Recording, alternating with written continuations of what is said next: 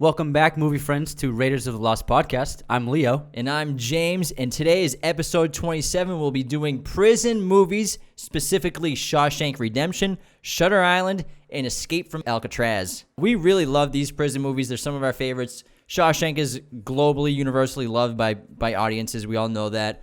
So we're really excited to get this episode done right now. Yeah, it's going to be a fun one.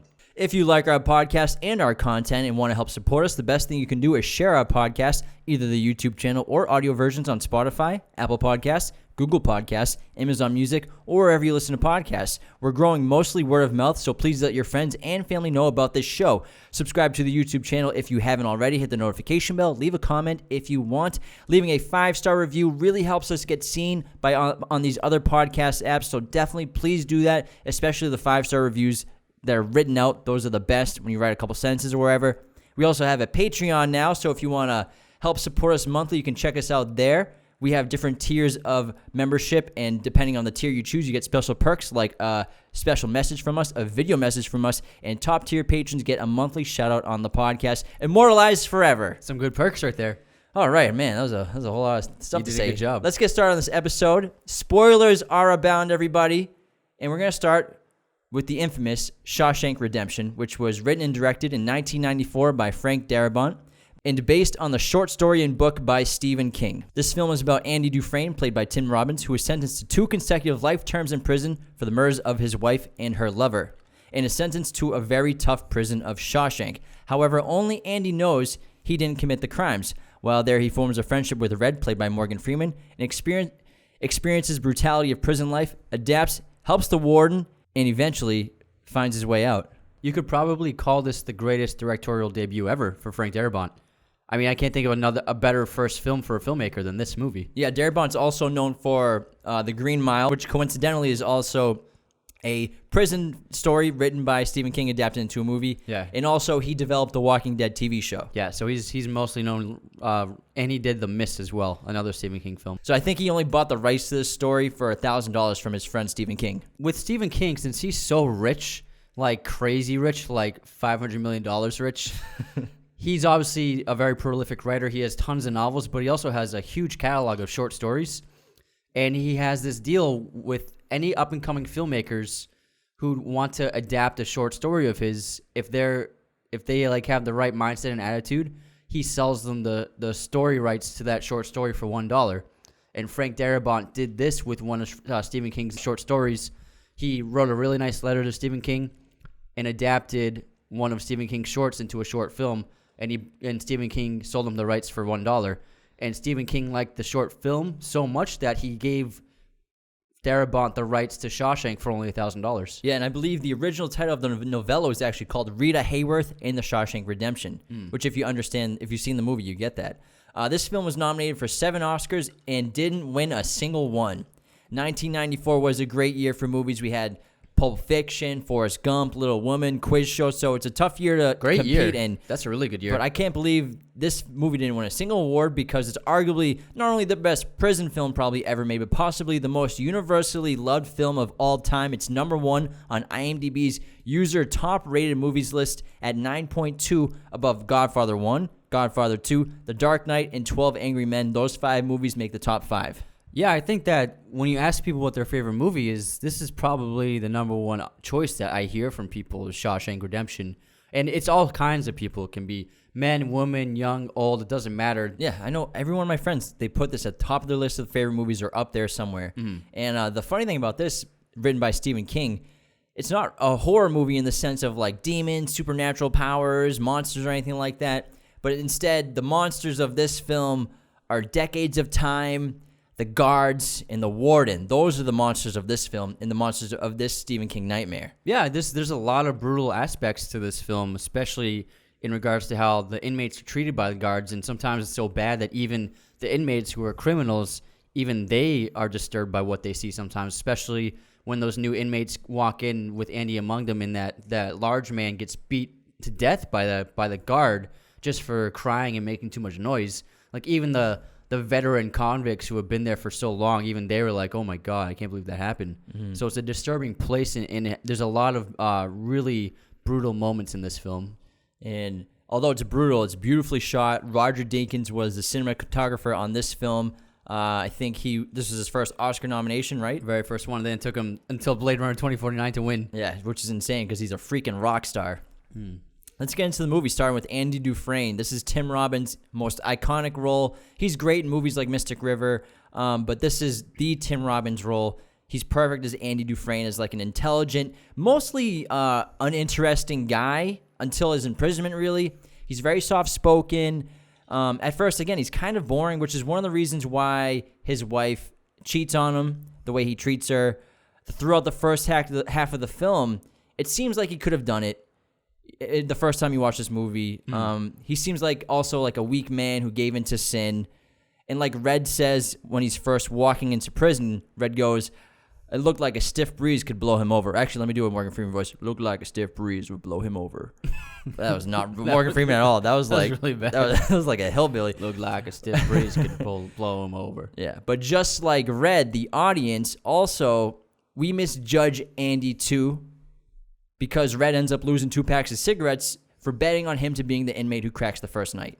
Yeah, so Red's first impression of Andy is that he's meek and he's naive and he seems like a weak person with little character, but it ends up being the opposite.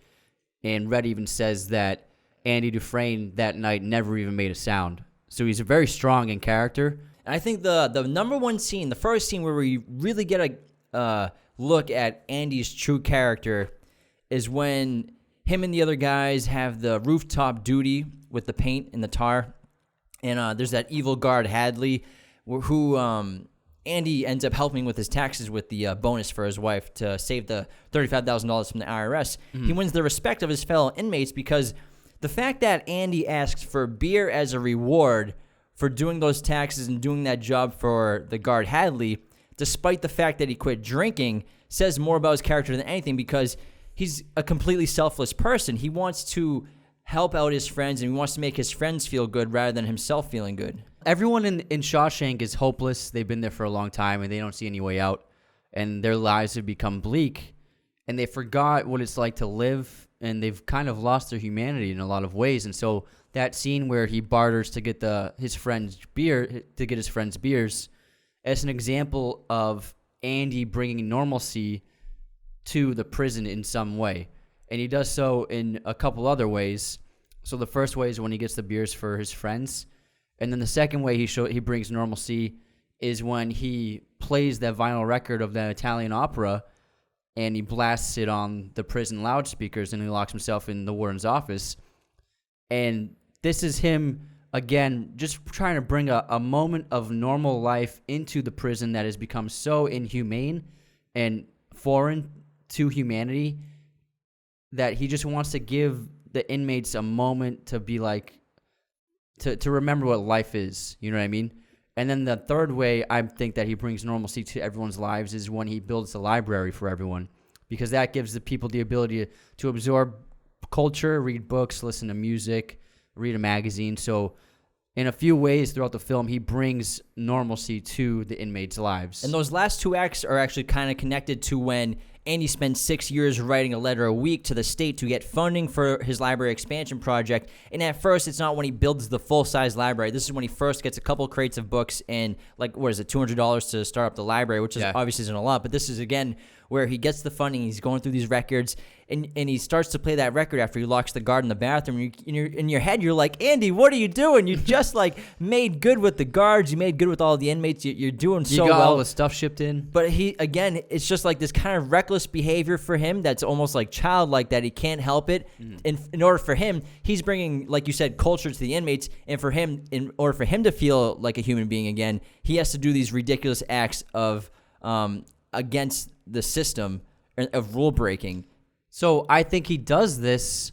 I think he breaks the rules from time to time because he's trying to take control back in his life. So he takes various risks throughout the film. That's an example of a risk he takes because he risks being put in the hole just to play that one song. He also risks being thrown off the roof by Hadley. When he first gives him the financial advice, he's like hanging him over the roof, so he risks his life. He knows that Hadley will attack him just for trying to start a conversation with him, but he takes the risk because if he can help him out, maybe Hadley can return the favor. And then obviously he takes the biggest risk of all by trying to escape the prison. And so by taking these risks, Andy is finding ways to take control back in his life because no one in the prison has control of their lives anymore. They do what the prison tells them to do, and they live each and every day the same way. They follow the rules and they stay in line. But Andy is the only one in the prison who is actually trying to constantly keep his life under his control in some way. And so taking these risks is how he does it. Yeah, and I like Andy a lot because I'm sure to the other inmates at first, obviously he's a new inmate, so he doesn't have much going on, but he eventually kind of becomes a rock star to the rest of the guys because his character reaches the highest heights basically anyone ever did at Shawshank Prison, or pretty much any prison you can think of, with the library and all the things, and like the beer situation. So he's just done so many things for his fellow inmates, but also he's reached the lowest lows you can reach at a prison, especially with the 2 months in solitary confinement that he has to deal with at the end of the film. And Andy finally, throughout the film, admits that he killed his wife by not pulling the trigger, but because of the way he treated her. Which, again, yes, we don't fully know if Andy killed his wife. They never really admit it. It's ambiguous. Of course, Tommy has that story where he shared a cell with someone who has an exact story of murdering 2 people at a golf club, which is a coincidence or possibly the exact story of Andy's wife and Andy's lover. But again, he never shows it. They never show it, but yeah.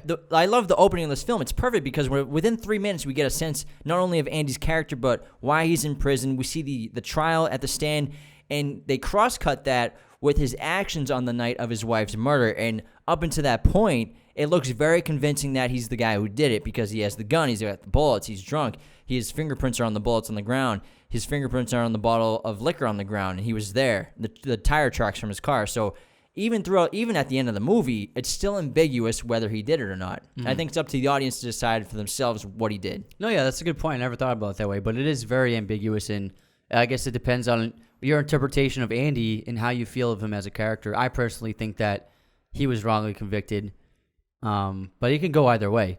But I like how you just mentioned how he wasn't always on top of the world in the prison, and a rock star in the prison, especially so in his first 2 years in the prison, because he went through so much destruction that he fell into despair through his repeated rapes at the hands of that group of guys, the sisters.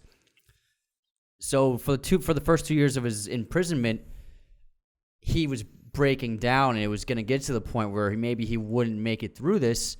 But from that chance encounter of being able to draw his name into the tarring project, that led to him offering advice to Hadley, and that led to him gaining power in the prison by having the guards protect him. And that protection is what helps him blossom in the prison. Yeah, because Hadley, once he gets out of the hole, because Hadley and the sisters brutally attack Andy, and Andy's in the infirmary for a month.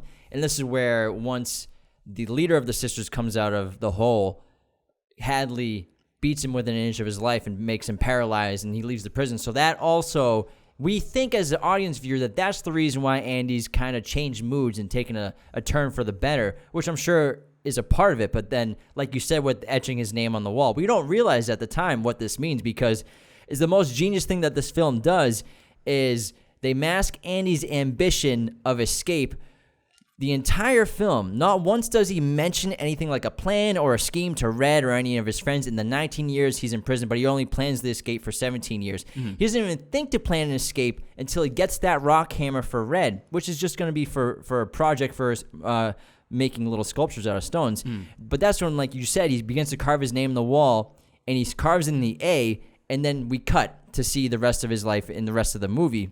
It's revealed later on that he scratches off a chunk of cement off the wall. Mm-hmm. And they hide this throughout the whole film because now Andy realizes, I can get out of here. I can escape. It's going to take a very long time. And that's obviously why he takes a turn for the better, in addition to the sisters being gone. And that's what makes this movie so great on its first viewing, and then makes it a different experience on the second viewing, because when you watch this film for the first time, when Andy is gone from his cell, it is probably one of the biggest twists in cinema history.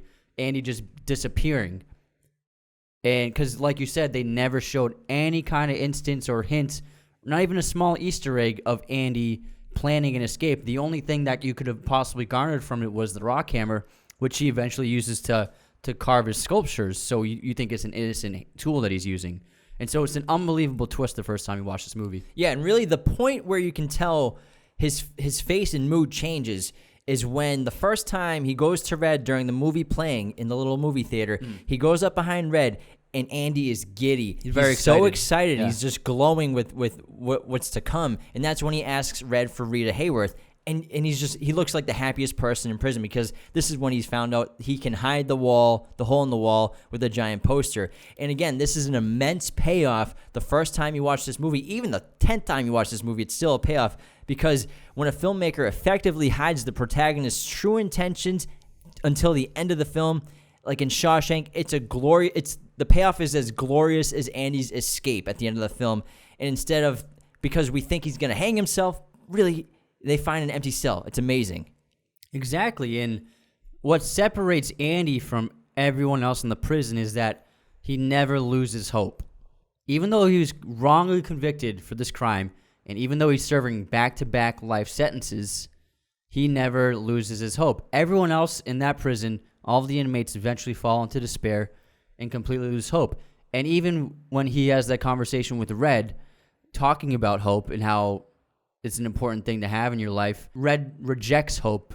He doesn't have hope in his life, and he even calls Andy's idea of having hope, a shitty pipe dream, which is a really cool foreshadow to the end of the film with Andy's escape, because he literally crawls through shitty pipes to escape the prison. Yeah, and that conversation about hope is brought about from music, because this is when Andy gets out of his first week in the hole from playing the music out loud. And he's talking to the other inmates about music and how he had Mozart and Beethoven to keep him company while in solitary confinement. He's explaining, you guys have never felt like that about music before. And that's when he starts talking about hope, which is the main theme of this film. And the reason why they can't relate to him in that moment is because they've been there for so long, they've lost their hope. And so, but after Andy builds the library and they're all able to, for the first time in a long time, listen to music, read books again, there's that shot of Haywood, and he's listening to Hank Williams, and he's singing, and he's like feeling alive for the first time and probably for decades, because he's listening to music that he loves, which he never has been able to do inside this prison. And so Andy never lost that idea of what defines living, and so he's bringing it back to them, to making them remember. I want to briefly talk about rocks for a second, because in the beginning of Andy's sentence in prison, he's collecting stones in the yard to carve into objects. It's his hobby. He's got the rock polishing blanket that the warden asks him about. He has the rock hammer. And when he's in the infirmary, his friends collect rocks for him as a welcome back present. Then in the second half of the film, what we don't realize, he's depositing stones into the yard to mask his work digging the hole into his wall. So I think that rocks play like an important metaphor for Andy in this film. What does he say geology is about? It's about time and pressure, and that's exactly what he's dealing with. He's dealing with time and dealing with the emotional pressure of being in prison. Yeah. So it's a perfect metaphor for it. Just like the concrete, all it took was time and pressure. Digging that hole, all it took was time and pressure. Exactly. Let me ask you first, why do you think this film is so important to so many people? I mean, it's such a beloved film. Why do you think this film in particular? I think two reasons. I think one is we really get to emotionally connect with the characters, especially Andy and Red. You know, they have a great friendship, that we've all had friendships like that. It's almost like a romance between two men, platonically, obviously, but it's almost like a love story between these two guys throughout the film. And also, I think we can all relate to Andy in some way or some time of our lives where we've kind of been just so down in the dumps, so down on our luck. We didn't really do much wrong to get into a bad situation, but we have to claw and climb our way out of it to get back on top, or just to find some semblance of our life back. So that's how I feel, but I'll articulate it in a different way. I think that every person, to some extent, in a certain way, find themselves trapped within their own prison. Not a physical prison, but a prison within them. This prison could be anything. It could be you're stuck in a difficult and abusive relationship. You're stuck in a job that you hate. You're the child of abusive parents. You failed to achieve your main goal in life. Maybe there's like a a really destructive vice that you have that you can't quit.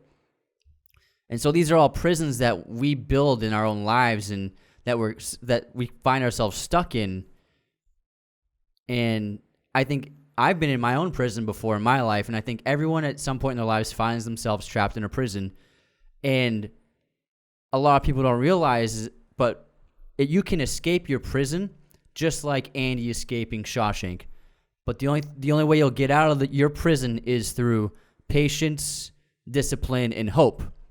And that's how Andy achieves his goal. He's very patient, he's very disciplined, and he never loses hope. Even if you're stuck in a prison, you can make anything happen and achieve anything with time, discipline, hard work, sacrifice, and hope.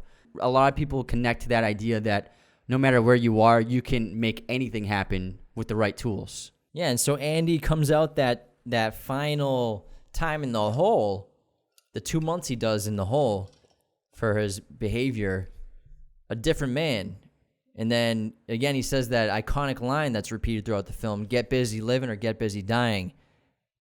And he's changed. He's talking different to Red, and Red understands it. And that's when eventually that's the night he escapes. But I want to talk about Red for a little bit because, again, Morgan fucking Freeman, man. Morgan Freeman's performance in this role is, in my opinion, it's the heart of the film. And his voice over acts like the glue to hold everything together because his character is so integral to telling this story because Andy, especially with the escape plan, keeps most of his thoughts to himself. He doesn't tell the audience about it. He hides everything from the audience, whereas Red's narration informs us of everything going on. In terms of the narration, the reason why Red is narrating this film in the way he does is because as Darabont was shooting this film, every weekend he would watch Goodfellas, and he mirrored the story structure and narration style on the story and narration in Goodfellas. And I think this was also the first film that Morgan Freeman ever did a voiceover on, which obviously has led to who knows how many projects he's done voiceovers on. He's probably done every single credit card company out there. Every time you turn on TV, you hear Morgan Freeman's voice every hour, at least 10 times. How much money has that man made from voiceovers? Just from his voiceovers. And I think in the first time they recorded the voiceover, it took like 40 minutes. They did it just in one time. But when they went back to check the audio, there's like a loud hiss and hum on it. So they redid it, and it took the second time, it took 3 weeks to do. Yeah, but maybe it wasn't even that good. It probably was to terrible. Do it in 40 minutes. I mean, come on. But I think they were using it on set to like play back while they were doing the films and stuff. Interesting. While they were filming and everything. But just like Andy, Red changes throughout the course of the film, and it's pretty clear. We get a really good sense of his character from his first and second parole hearings compared to his last parole hearing. So he has a parole hearing every 10 years, and this kind of marks basically Red's life in prison as well as Andy's life in prison. The first parole hearing of Red that we see, he's been in jail for 20 years. And in that very first hearing at the beginning of the film, we see that Red seems like kind of hopelessly optimistic. He's clearly just saying what the board thinks they want to hear. And he does it again in the second parole hearing. But then as soon as he leaves the hearing, he's kind of just like back to being his prison personality and his real persona. And then in his final parole hearing, Red speaks from the heart because he doesn't care anymore if he's released or not. His best friend's gone. He's been there for 40 years. Red spent more time of his life in prison than out of jail. And he ends his little monologue with, I just don't care anymore, or I just don't give a shit. Yeah, so in the first two parole meetings, he didn't really mean what he was saying. He was, like you said, he was telling them what he thought they wanted to hear. And he was even using the word rehabilitated. He was even using the word rehabilitated, which he honestly doesn't truly understand. He just thinks it's a word that they invented. And he's using that word in his first two. And he's just kind of playing it by the numbers and saying things that he doesn't really feel. But then on the third one, like you said, he went through his transformation. He's finally being honest and true to himself. And he doesn't care what these people think anymore. He thinks it's all bullshit. All he cares about is that he knows that he's changed. He knows he's a better man inside. And it doesn't matter what these people think. It doesn't matter what they stamp on his piece of paper. Because he knows deep down in his heart that he's a good man now. And he's changed. So fuck them. I think the main reason why he went through his transformation, because he didn't transform for the first 40 years. But he went through this transformation because of Andy.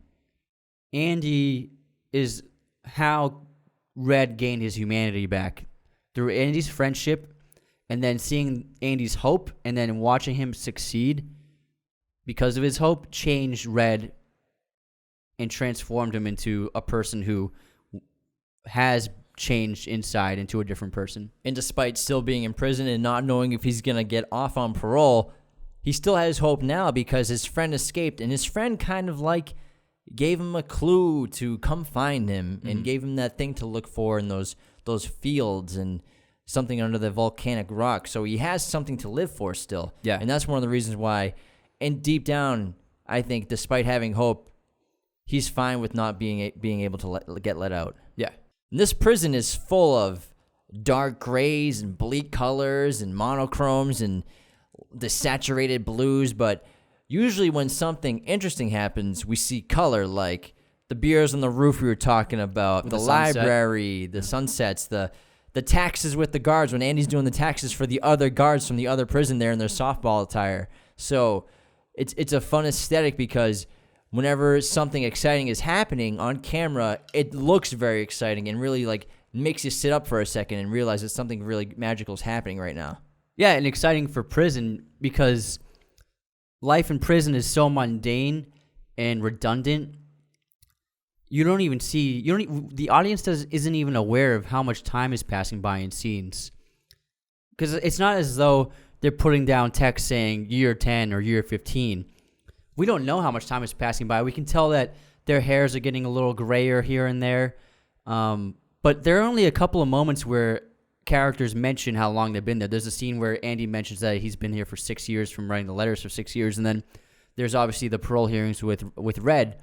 But other than that, we're totally unawares of how long Andy has been here because that puts us into the shoes of what it's like to be an inmate in there for so long because since the inmates aren't doing anything at all, they're not accomplishing anything, they're not driving towards something, all they are is following the rules every day, just sort of living day in, day out with the monotony of prison life, and that blends time together. It makes weeks turn into years, turn into decades before you even know it because you haven't done anything. You haven't accomplished anything. So time kind of melts together, and the audience feels that as well from being unawares of how far along into the prison sentence we are with Andy.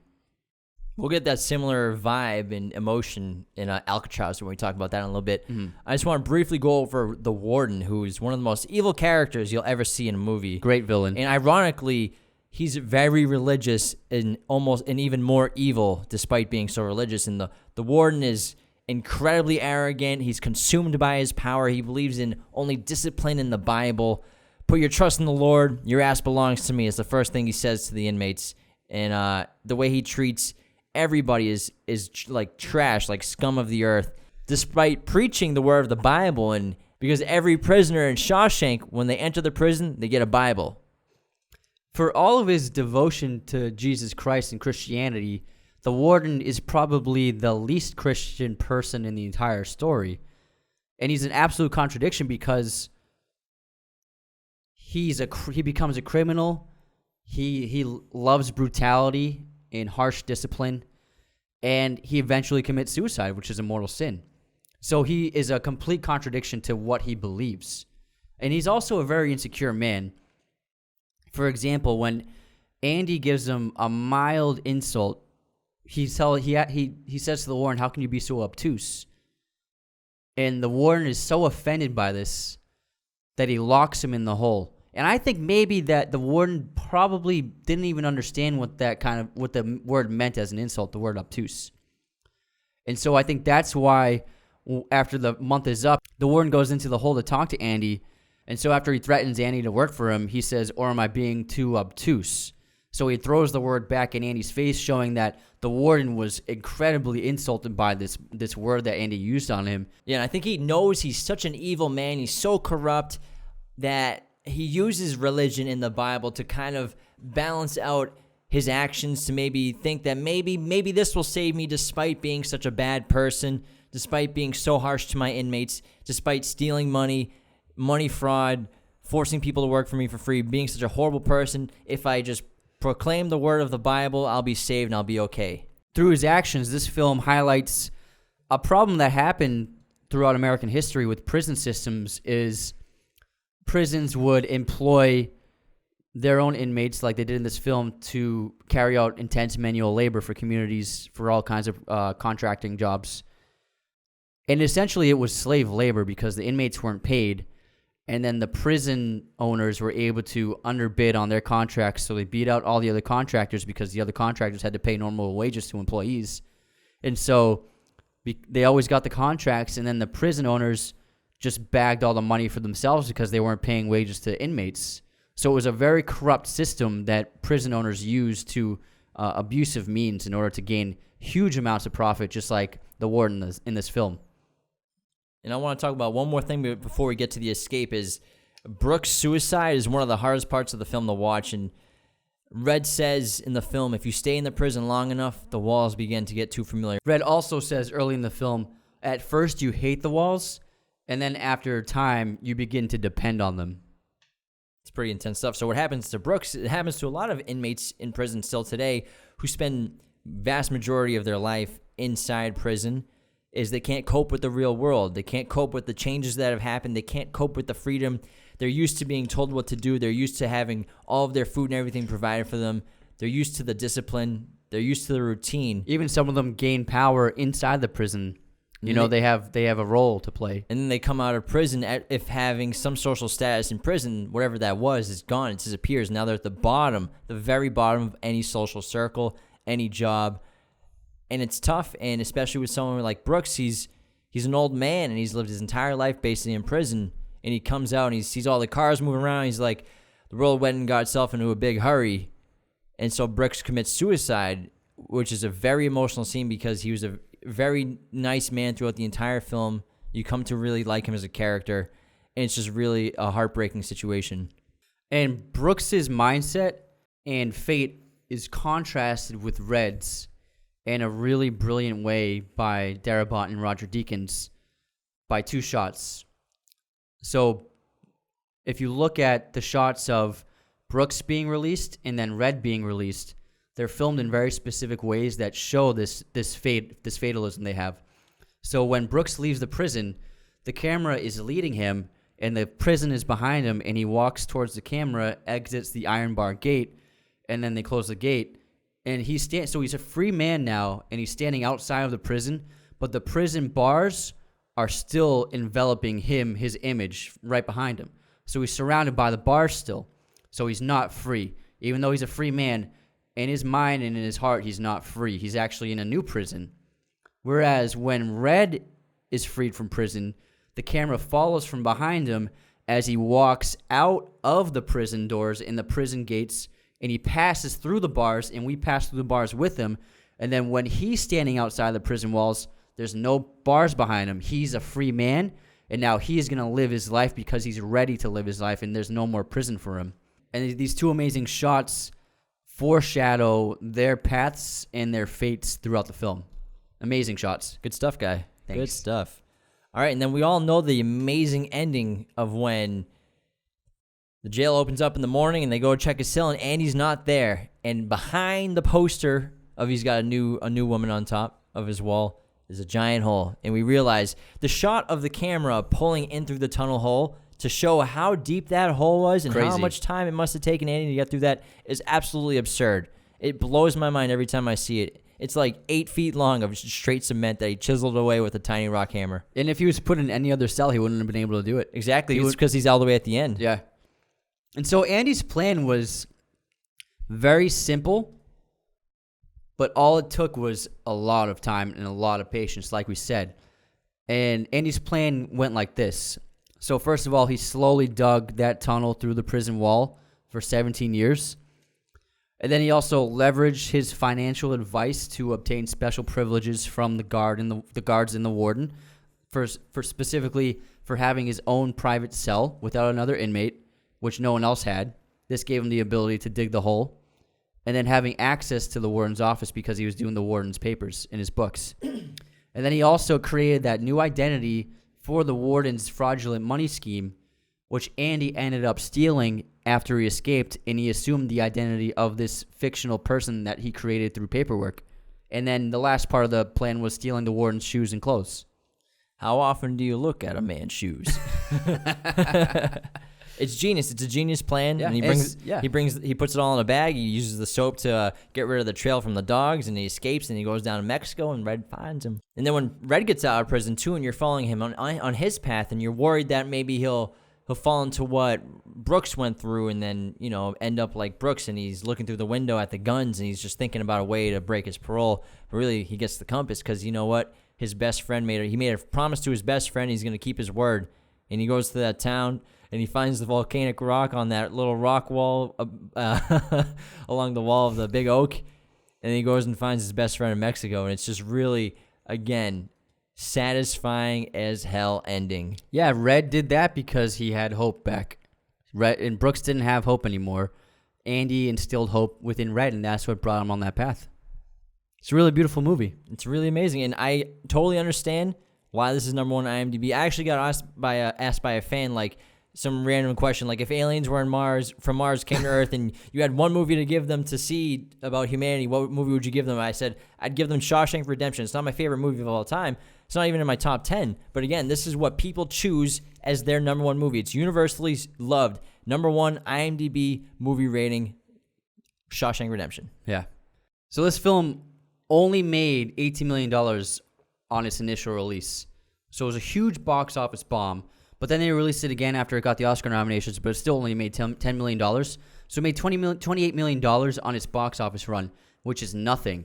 So it was a huge, huge fail for the studio. But the following year, it became the highest selling rental in all of America. It made tons of money just from rentals from like Blockbuster and Tower Records. And annually, I still think this movie gets like 200 hours of playtime on television, which is absurd for a movie. Yeah. Especially a movie that's 26 years old. Yeah. But also, I think one of the reasons why it failed at the box office is because the Shawshank Redemption was released widely on the same day as Pulp Fiction. Let's move on to Shutter Island. Oh, man. Directed by Martin Scorsese in 2010. Script written by Leda Kalogridis. Based on the novel by Dennis Lehane, who's well known for writing stories based in Massachusetts or New England like Gone Baby Gone and Mystic River. Shutter Island is about the implausible escape of a murderer, which brings U.S. Marshal Teddy Daniels, played by Leonardo DiCaprio, and his new partner Mark Ruffalo, to Ashcliff Hospital, a fortress-like insane asylum located on a remote, windswept island. The woman appears to have vanished from a locked room, and there are hints of terrible deeds committed within the hospital walls. As the investigation deepens, Teddy realizes he will have to confront his own dark fears if he hopes to make it off the island alive.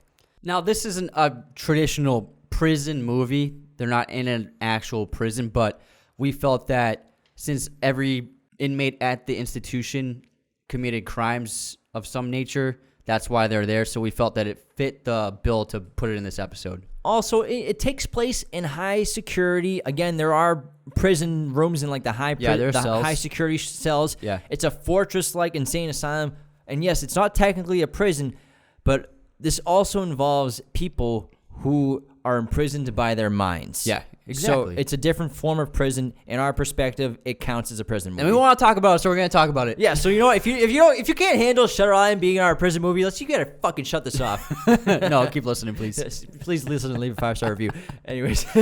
So ultimately, I think the main theme of this movie is sometimes we can blind ourselves to the truths of the world in order to believe what we want to believe because it can be less painful than the truth. Yeah, it's also coming to grips with your sin and your mistakes and your reality and not hiding from your past and accepting your past. And this is a truly terrific film. I think it's underrated in Martin Scorsese's catalog because, again, he's made so many goddamn movies. Oh, absolutely. But this, I feel like people don't even think of in his top 5. And it also has one of the most shocking twist endings you'll ever see. If you've never read the book or never seen the movie, this movie has a crazy twist. So if you've not seen this movie, I really suggest pausing right now, go and watch Shutter Island, then come back and listen to our review ASAP. We'll give you 2 hours to pause. Because we're going to spoil some goddamn fucking shit, all right? Yeah.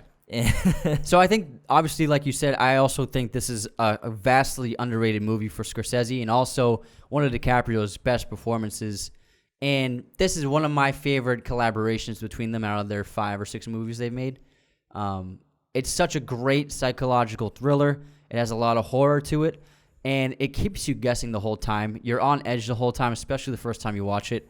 And Scorsese used so many incredibly smart directing techniques to keep the audience at the edge, on the edge of their seats. Yeah, this is like Martin Scorsese uses a lot of effects and green screen nowadays, like especially with Wolf of Wall Street. He used a ton of green screen for that movie. But this film is full of special effects shots. I think there's over 600 or 650 special effects shots. Oh, yeah. And these shots are Scorsese used to give specific sequences like a dreamlike quality and like a fantastical element, rather than special effects are generally used to make you believe that something's real, like believe that, Iron Man's really flying through the sky. They want it to look real. He's not.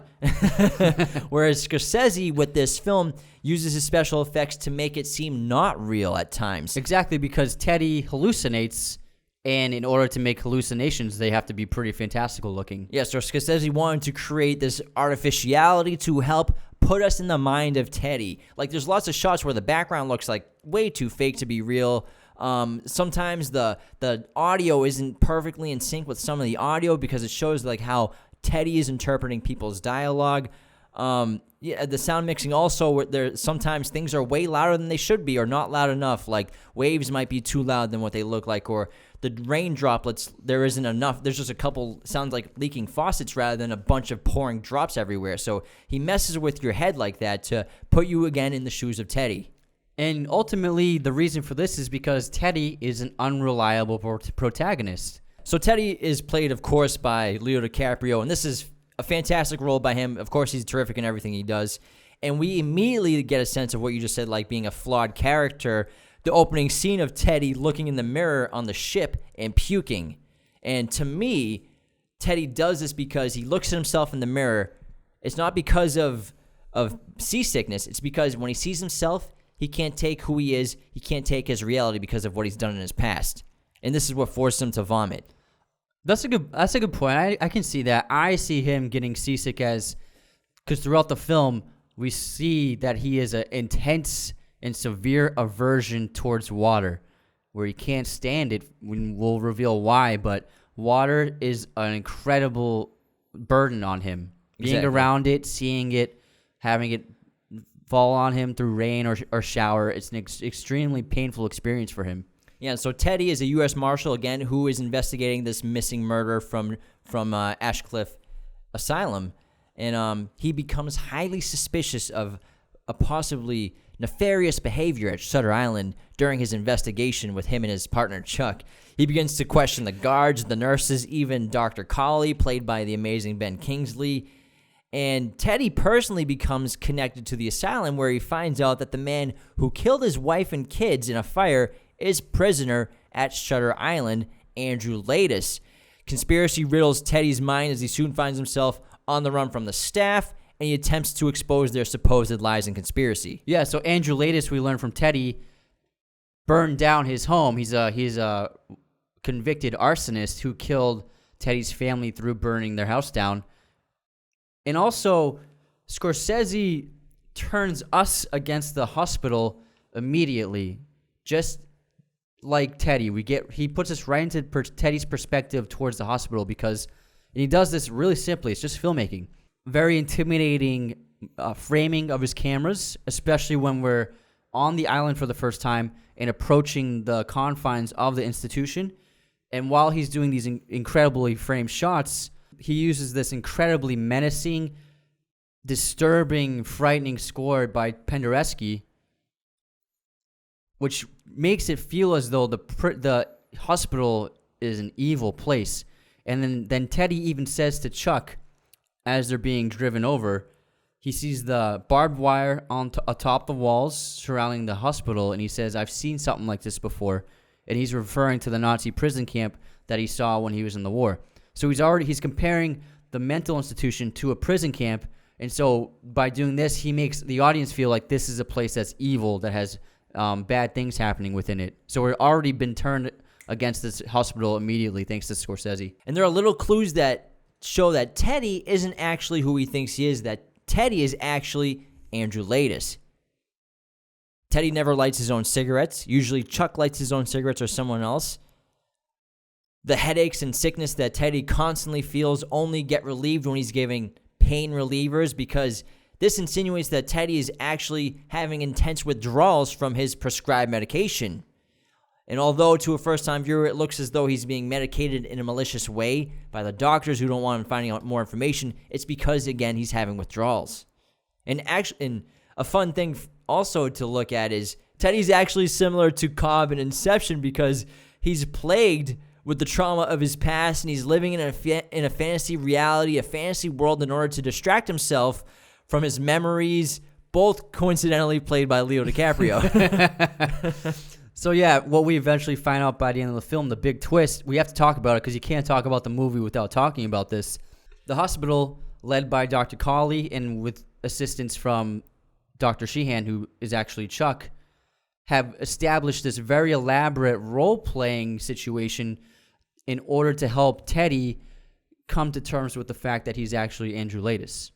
And the reason why Teddy is a patient in the hospital is because he murdered his wife after he found out that his wife drowned their 3 children. And so he created the persona of Teddy, the U.S. Marshal, in order to not deal with the reality of the tragedy of his life. He believes that by allowing Teddy to live out this role play, he can emotionally and personally get through to Teddy to make him see who he really is. And who is Andrew. Yeah. And the story and the film and the book are designed to fool the audience into not seeing this twist ending, that Teddy is actually Andrew Laeddis, and that he's not part of this elaborate scheme to attempt his renewed mental health. But really, you start to believe with Teddy throughout the film that he's really in this conspiracy, that he really finds Rachel in a cave on the side of the island and all this stuff. And it's a really amazing job by Scorsese and by Dennis Lehane basically to just trick the reader and trick the audience member. Yeah, and it's amazing because, like you just said, you're right there with Teddy and you believe him. But there are actually several very small hints and Easter eggs planted throughout the film which prove that Teddy is actually Andrew Laeddis. I made a list. So when they first get to the island, Chuck struggles to take out his gun from its holster when the guards ask him for them, because no guns are allowed on the premises. And so he's so bad he can't take the gun out of the holster, he ends up just taking the entire holster off his belt and hands it to the guard. And even Teddy looks at him in a strange way because a U.S. Marshal would be able to take their gun out of their holster, no problem. And then the second time is that as they're walking onto the property of the hospital, there's that inmate that waves at Teddy in particular, and then there's another inmate that looks at Teddy and does that shush sign. So the inmates seem to recognize Teddy. He doesn't know that they recognize him, but they definitely do because he's an inmate there. And then during the search for Rachel, the entire staff of guards are looking through the island. But during the search, they aren't even doing anything. They're all just kind of sitting around on the cliffs, not putting any effort into searching for Rachel or a dead body because they know that Rachel doesn't exist, that Andrew Laeddis, Teddy, made her up, and it's part of the role play. So they're like, what are we doing? I'm not going to look for a body that doesn't exist. And then during the interview with the patients, Teddy goes through a series of interviews to try and figure out clues. There's the older woman, and they're talking, and then she asks Chuck for a glass of water, and Chuck comes over with a glass of water and hands it to her. And then the camera cuts to a close-up of her, and she lifts her hand up, and there's no glass in her hand. And then it cuts to an over-the-shoulder shot, and she puts the glass down. The glass is in her hand now, and it's empty. And so, for some reason, the glass disappeared. But the reason why the glass disappeared is because Teddy has a serious aversion towards water because of the death of his kids who were drowned in water. And so he can't be near water and he can't stand water. And so the glass disappears because he makes it disappear because he mentally blocks water from his mind whenever he can. And then when Teddy mentions Dr. Sheehan to this woman, she glances for a moment at Chuck because she knows that Chuck is actually Dr. Sheehan. And then she gets very nervous when Teddy asks about Andrew Laeddis because she knows that Teddy is Andrew Laeddis and he's also an inmate at the hospital. And then on the next patient, the guy, Teddy starts scratching the paper with the pencil in a very annoying and extreme way because he knows that patient can't stand something like that kind of noise. Otherwise, how would Teddy know to make that scratching noise with the pencil? So he already knows the inmate so well because he's also a patient that he knows that would drive that patient crazy. George Noyce tells Teddy to his face that this is all a game, this is all for him, and that he's not investigating anything, and that Teddy is actually the person who beat Noyce up. That's why he's all bruised and battered. Throughout this film, we get a lot of glimpses at two specific elements, water and fire. In this film, as we were talking earlier, you mentioned water represents the truth. It represents reality, while fire represents the lies that Teddy tells himself. So when we see Teddy near fire, he's seeing what he wants to see, not what's actually there, like where he's in the fire in the office, when he has hallucinations of the fire of the house burning down that his wife's in, which didn't actually really happen. That's just the story that he created. Remember when Teddy supposedly finds the real Rachel in the cave on the side of the island? She has a fire to shelter her from the hurricane. And also in those shots of the close-ups, there's fire in the frame each time. These were all hallucinations that he convinced himself were real. And right after he lights a match, his wife appears in Noyce's cell. And another example is when he blows up the doctor's car, there's a large plume of fire, and he has the hallucination of his wife and his daughter. And the fact that Teddy's wife died in a fire when actually it was Ladis who killed his wife. And again, fire represents the lies that Teddy tells to himself, and water again symbolizes the truth, his reality. Teddy is really Andrew Ladis and refuses to believe that he was capable of killing his wife. Because, of course, like we said earlier, she drowned their children in water, which is the truth. Water is the truth. And whenever he starts to feel water on him, like when he's under the dripping water, ironically... In the shower. Ironically, he's completely surrounded by water on this little island. So he's surrounded by his reality and his truth, but he refuses just to look at it. He refuses to even see it.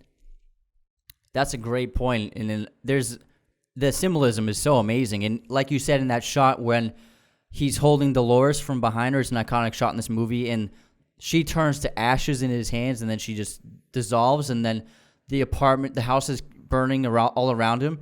If you look closely at the shot, water is dripping out of his hands, so it's like he's letting the truth slip away, and he's letting the hallucination and the fantasy take over. Obviously, it can seem a little extreme to see that a person would invent a whole person to not deal with something, but Teddy, we learn, actually has a history of not dealing with serious issues in his life. And we learn this through Dr. Cawley later in the film, that after the war, when Teddy came home, he became an alcoholic and he drank too much. And he drank to not deal with his problems. And Dolores, his wife, showed really serious signs of having mental illness and mental disturbances, and he ignored every warning sign there was. And there was even a moment where she told him that she had bugs crawling inside her head, and rather than deal with it, he decided to avoid the problem and the situation, and he, instead of taking her to seek help, he moved the family to a rural area, isolated in a home, because he thought that getting away from the city would do the trick. And so he's always avoided dealing with the serious issues in his life, and then creating this entire role play of Teddy is just a next step up from that. And aesthetically, Teddy's false reality is usually desaturated. You know, when he's at the asylum, everything's just bleak and gray and grim, and then whereas his reality and his memories are usually very saturated, overly saturated, to the extent it's very colorful and real, and just is a counter to the desaturation of his false reality. There's also this really interesting thing about his flashbacks to the Nazi prison camp. So Teddy's memories in the Nazi prison camp are flashed throughout the film, and in that small story we see that he and his fellow soldiers invaded prison camp. All of the Jews have already been killed and they're frozen in the snow, and then there's the scene where Teddy walks into the office of the SS officer who's already been shot in the face, and he's dying on the ground, and the officer is reaching for his gun. During the scene, there's music playing. It's a Mahler composition. That same song is playing in Cawley's room in the hospital. Now, what's very interesting about this composer is that Mahler was a Jewish composer. Now, Jewish music and art was completely banned and outlawed by the Nazis. So it makes no sense why a Nazi SS officer would be listening to Mahler in a prison camp in his office. And on top of that, this song by Mahler in the movie is a quartet. And in real life, Mahler never finished a quartet composition. So that song actually doesn't even exist in real life. So it begs the question, is that even a real memory? Or is that also an invention of Andrew Laetis's mind? And so Teddy goes throughout this whole conspiracy scheme of trying to escape and trying to reveal and blow up this conspiracy, but they reveal to him that this has all just been an elaborate game to try to coax his mind into reality, to accept what's going on and what's happened into his past. And this is where he finally comes to terms with who he is and who he was and what happened in his past. And there's that emotional scene with the fake gun, and then he passes out in Dr. Colley's office under this giant kind of spotlight. This lighting is just this giant circle of spotlight, which kind of represents that he's finally seen the light. He's finally come to for the time being. Yeah. And then we learn Dr. Colley explains that they've done this before, and Teddy has come through before as Andrew Laetis and accepted his past, but then he fell back into the role play of Teddy Daniels. So they're trying this one last time, and Colley, the whole film, we think he's a villainous character who can't be trusted, but then we learn that nobody cares about Andrew more than Colley, and he's doing everything he can to save his life. Because what's going to have to happen now is that he's going to have to get a lobotomy. If this doesn't work, he has to get a lobotomy, which means he'll be turned into virtually a vegetable for the rest of his life. And that brings to point an actual topic that was heavily debated during this time in America with how to treat psychiatric patients. So traditional doctors, many of them believe that extremely violent and aggressive patients who never took to their treatments, they viewed them as kind of less than human and as incurable. And so they were always in favor of lobotomizing their patients because it would make them docile and easier to manage and control, because they deemed them unworthy of even being given proper treatment because they didn't think it would ever work. Whereas, and that is represented in the character of Max von Sydow. So he doesn't believe in this role play thing that Colley's doing. He believes in lobotomy. And so that's who Colley's trying to save Andrew from, that doctor right there. Whereas Colley represents a newer wave, a progressive wave of psychiatrists who believe that using creative methods and using care and dignity and love and respect, they could get better results from their patients with time and with effort. And if you don't know, lobotomy is an old form of psychosurgery that involves severing connections to the brain's frontal cortex. And so it used to just basically, again, turn you into a virtual vegetable. Yeah. So a few of those patients, when they first arrive, those patients have been lobotomized. They're kind of like robots. They just can do simple tasks, and they can't really think or speak for themselves. And then Teddy kind of has to come to grips, if he doesn't, with who he is as Andrew Laetis. But then Andrew says that infamous line, which would be worse, to live as a monster or to die as a good man? So what do you think that means? To me, every time I've seen the movie and when I read the book, to me, Teddy knows he's Andrew, and he doesn't want to live in this world anymore because he's a dangerous person. He's dangerous to himself. And I think he just wants it all to end, and he wants to just at least live out his days not hurting anybody anymore, because he hurts a lot of people in this movie, and it's something that is a recurring occurrence because he's probably the most dangerous patient at the hospital.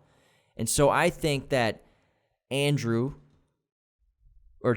pretends that he's Teddy to go to his meeting in the lighthouse, but really he knows he's Andrew and he's accepting this fate. I agree with you, because Colley says that he wishes he could let Andrew live out this fantasy as Teddy, but he can't because he's so dangerous to the other inmates, to the guards, and to himself. He's the most violent prisoner they have there. And so I totally agree. I think that last line means that as Andrew Laetis, he's a good man. And so he'd rather die as a good man, as Andrew Laetis, than live as Teddy, a monster. So I agree. I think that he chooses to get lobotomized. But again, it's an ambiguous thing, and there's really no wrong answer. It goes either way. But it's a great ending, and what a great line, man. It's fantastic. What a twist, too. The first time you see this, it fucking knocks you on your ass. Yeah. Big time. Want to hear something crazy? Yeah, absolutely. So Mark Ruffalo's character, Chuck, his last name is All, A-U-L-E. And so he's Chuck All, which sounds like chuckle, which means he's a jokester or a prankster or a trickster. Yeah. He also won the role of Chuck after sending Martin Scorsese a fan letter saying how much he wanted to work with him. And the movie also had a $40 million opening weekend take in the U.S. market, which marked a career best for Martin Scorsese and went on to gross $293 million worldwide, making it his highest grossing movie in his career until Wolf of Wall Street. Yeah, this was a huge hit because Scorsese movies never earned a lot in the box office. They always made a ton with VHS and DVD sales, but with this movie, I think DiCaprio brings a lot of star power to any movie he's in, which is why he can ask for so much money himself. His movies do nothing but make money, so I think having DiCaprio on helped solidify its status as a box office hit. The actual title of the movie, Shutter Island, is an anagram. It makes 2 anagrams, so it can make truths and lies, and then it can also make truths denials, which are some of the main themes of the movie. Oh, yeah. All right, on to our final film of the episode, Escape from Alcatraz, directed by Don Siegel in 1979, written by Richard Tuggle, based on the book by J. Campbell Bruce, and this is also based on a real story, real events. It follows Frank Morris, played by Clint Eastwood, who is a hardened con with a history of prison breaks, is sent to serve out the rest of his life sentence in Alcatraz, America's most brutal and notorious inescapable maximum security prison. Morris quickly realizes the prison's dehumanizing effects and clashes with its cruel warden. Fed up with life at Alcatraz, Morris and 2 convict brothers meticulously plan the unthinkable, an escape from the island. So Alcatraz is an island. It was basically a fortress in the San Francisco Bay Area, and this is in the 60s. I think it's 1966 when this happened. Real story, real events. Frank Morris and these 2 brothers really escaped from this prison, and we don't know if they made it or not. So Alcatraz, it was not a normal prison. It, like the warden says, this is the prison where you go to if you cause trouble in a normal prison. It's kind of like Azkaban in Harry Potter. It's like the worst prison in America. And the reason why Frank is there is because he's escaped several other prisons in the past. And he was brought to Alcatraz because he's escaped several prisons in his past.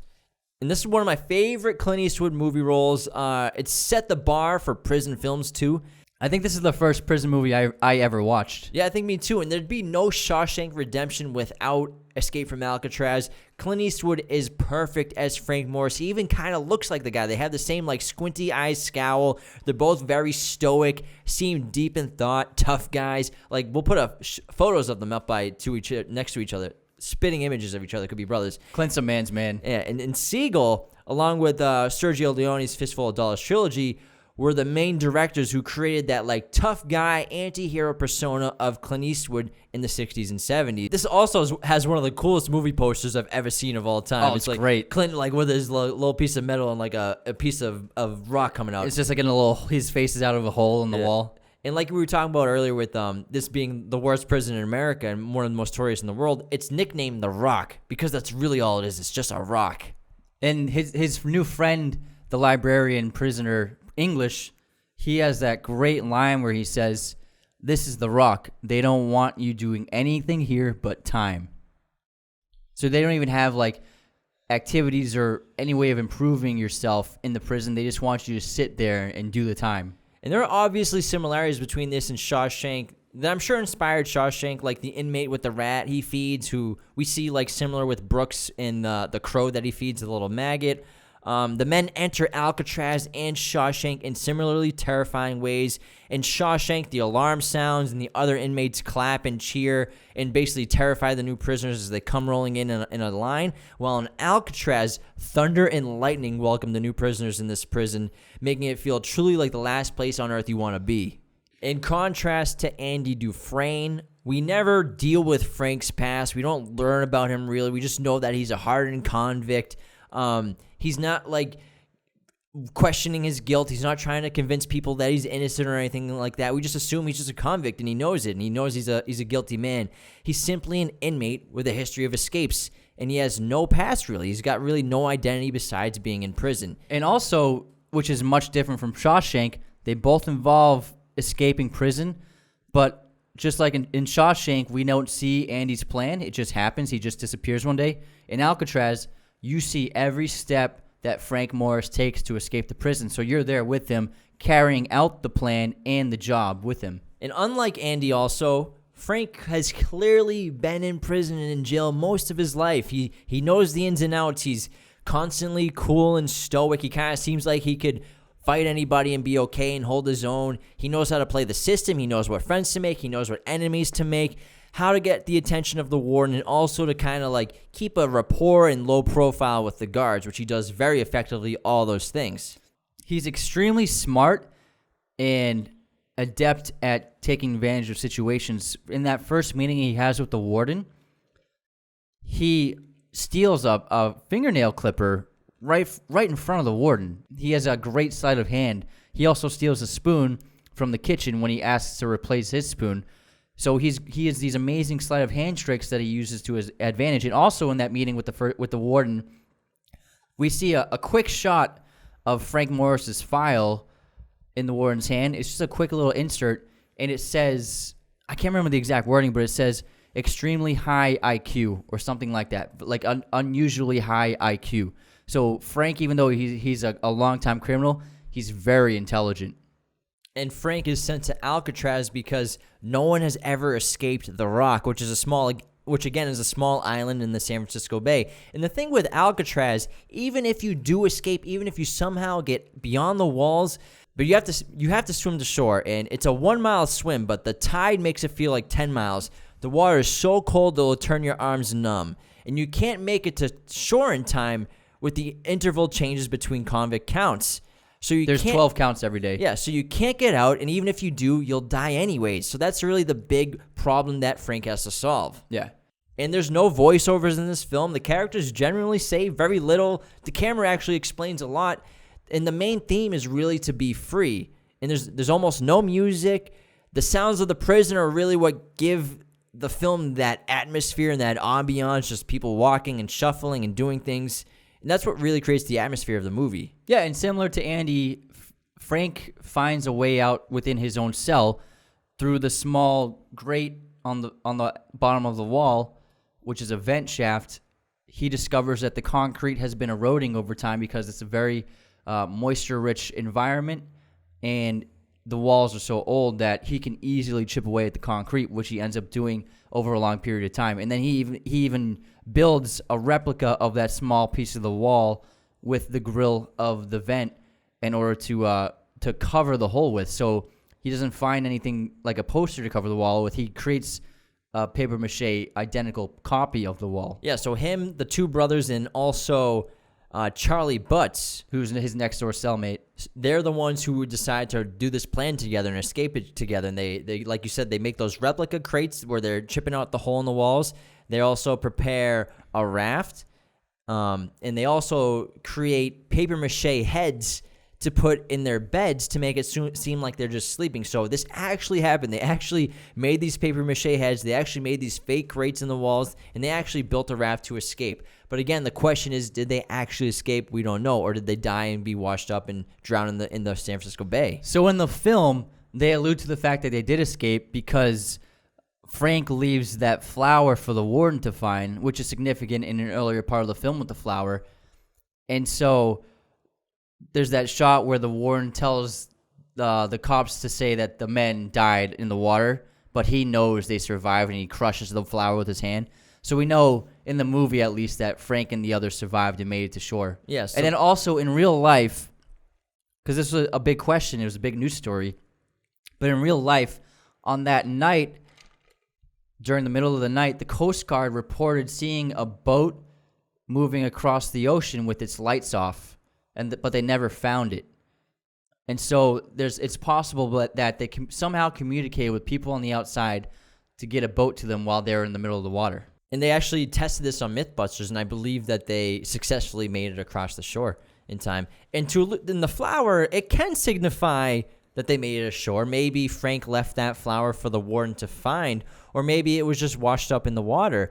But the flower is significant because it's a yellow chrysanthemum, which is basically what docks talisman was. And Doc is kind of similar to the character of Brooks in Shawshank Redemption. He's like a very old man who's been there for a long time. He's a great painter, and that's basically his one hobby in the prison. But Doc's painting privileges are terminated by the warden, and before humiliating himself, he passes that on to Morris because the one thing that was in his life that was still capable of making him happy has been taken from him, painting.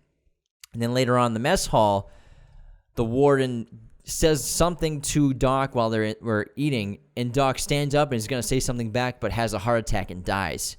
So that flower could mean that Frank left that there for the warden to find on purpose to show that I made it, and this was for Doc. That's what I think for sure. There's work to do. In terms of comparing the escape to Shawshank, I would say it's a little less exciting than Shawshank's escape because that one's just so emotional and with the thunder and lightning and everything, and Andy's finally done it, and it's just so fantastical with the pipe and everything. Not that the escape in Alcatraz isn't great, but it's just, I think, a little less emotional, but it's still very interesting to watch. I think the reason for that is because they have different tones. Yeah. So in Shawshank, the Thomas Newman score is just amazing, and it's uplifting, and it's inspiring, and then he gets out of the prison, and he raises his arms, and there's that iconic shot, and the music is just amazing, whereas in Alcatraz, the music is very kind of like horror movie-esque. It's very tense, very simple music. I think it's very, very synthy. Hardly any in it. Yeah, but it's very strange sound effects the composer used to elicit the tone, and the tone of the escape is fear, and the idea of them getting caught. So I think it has very different tones, so that's why it feels different. Yeah, I think this is a near perfect movie, if not a perfect movie, and there are cons to it that some people find. Like, they think it's too slowly paced, there's minimal dialogue, and there's not a ton of emotional connection between the inmates, none of that like brotherly love that kind of we usually see in prison movies. That strong male bonding relationships. Like, I mean, similar to Andy and Red, Frank and English sort of form that bond where it's more out of respect than anything. Yeah. It's not like an emotional friendship like Andy and Red.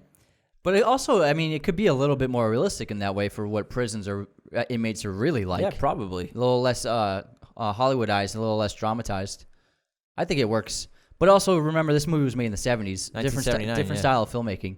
And again, we get a similar warden kind of situation character like we see in a lot of prison movies where the warden is just like a horrible person, because in order for like a prison movie to work, you kind of have to... You need a villain. You need to connect with the criminals who are the convicts and the inmates rather than the actual supposedly good people of the civilization and the culture, which you would think would be the guards and the wardens, but the wardens turn out to be the worst people of all in prison. If you're making a movie like this, if the villains aren't going to be other inmates, it works best if the people who have power in the hierarchy make good villains. And we understand, I'm sure a lot of people haven't seen Escape from Alcatraz before. If you haven't, we really recommend seeing this because, again, Shawshank is so universally loved. There are other great prison movies out there like Hunger with Michael Fassbender, where he goes on a prison strike, hunger strike in an Irish prison, which is based on a true story. Michael Fassbender, one of his first big roles. And then Bronson with Tom Hardy, directed by Nicholas Winding Refn. Like, there are phenomenal prison movies out there, and I'm sure we'll get to those at some point, but these are our three favorite. And if you haven't seen Escape from Alcatraz, definitely check it out. It's so good. It basically set the bar for prison, for escape movies, and Clint is the freaking man, still has it to this day. We love him so much. Yeah, this is one of his most iconic roles in movies, and it's a classic prison movie. It helped define the genre of prison movies, and if you haven't seen it, check it out. It's a good time.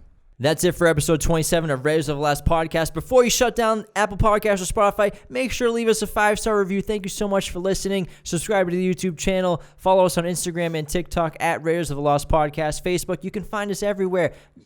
Just search us. We're everywhere. We're everywhere. Thank you so much again. We appreciate it so much. Thanks for tuning in, everyone. Bye. Bye.